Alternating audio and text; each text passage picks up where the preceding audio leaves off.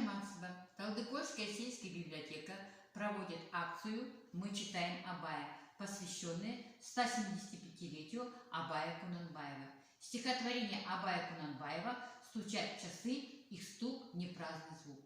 Стучат часы, их стук не праздный звук, на стержень жизни указывает стук. Одна минута стоит целой жизни, прошла, и нет возврата ей свой круг.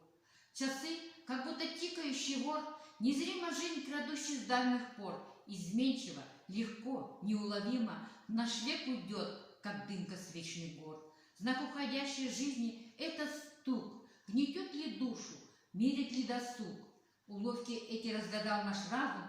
Тик-так, ну правда, безобидный звук. Минуты, дни и месяцы и год за годом все ничто уйдет. На счастье, уповая, ты ошибся, но ждешь, что Бог тебе его пошлет. Спасибо за внимание.